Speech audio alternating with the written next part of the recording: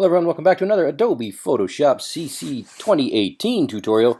In this one, I'm going to show you how to use the Curvature Pen Tool, and we're going to be able to, I'm just going to show you how to trace shapes and things like that, where you can create your own unique shapes or trace something that you found on the internet. I'm not suggesting that you do plagiarism or you steal other people's work, but sometimes you see something that inspires you when you want to create something. You don't want to create it from scratch. So here's just a quick example of how you can use the Curvature Pen Tool to do such things. Guys, I've got some standard footage up here. I just searched for PNG vector or something like that, and I just downloaded pretty much the first thing I could find.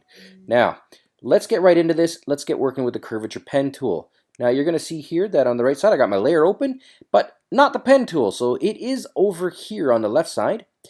And it is not the standard pen tool that we're working here, or the freeform. We're going down to the third one, which is the curvature. I really like this one because it allows you to create really cool stuff really quickly.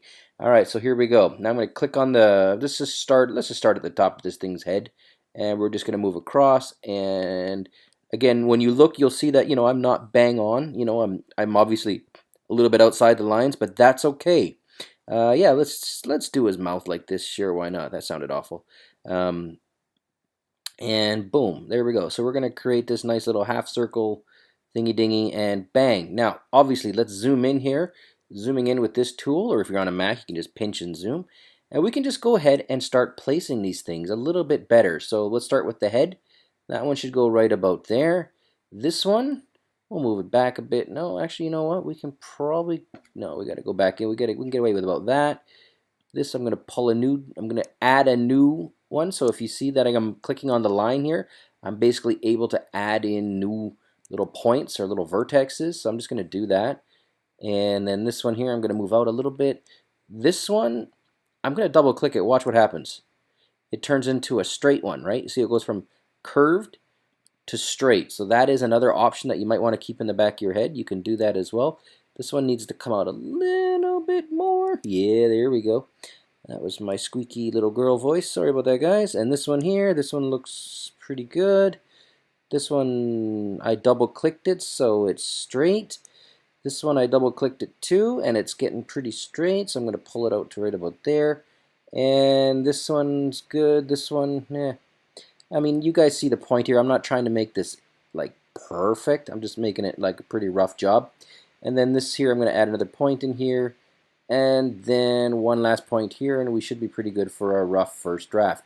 Now, this is all there is to it. Now, this is the really cool part, though, is once you've done that, the next step you want to do is you want to click this shape button, and watch what happens. Boom, we've got a shape, and it matches pretty good to what we had there, the original piece. So obviously I'm going to pull that one up a bit, and because I don't want to see too much of the blue. And then what you guys will notice here is that once you've created the shape, and it's, you know, it's pretty close to what you want. That's pretty close. It's not quite right, but it's close enough.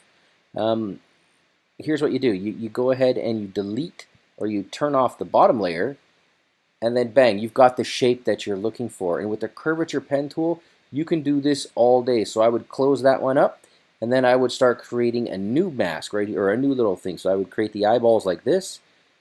And obviously it's still a little bit monkey here because I'm not in the lines exactly, but you know what, there we go. We're looking pretty good there.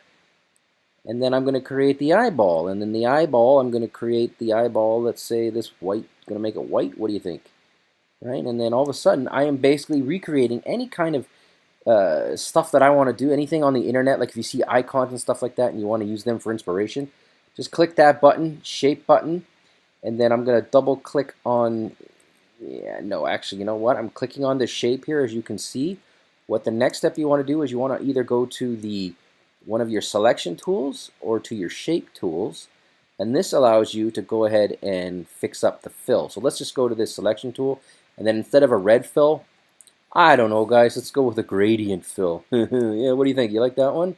Let's go with like a white and something. What do we got here? Let's go with, yeah, you know what? That's a cool fill.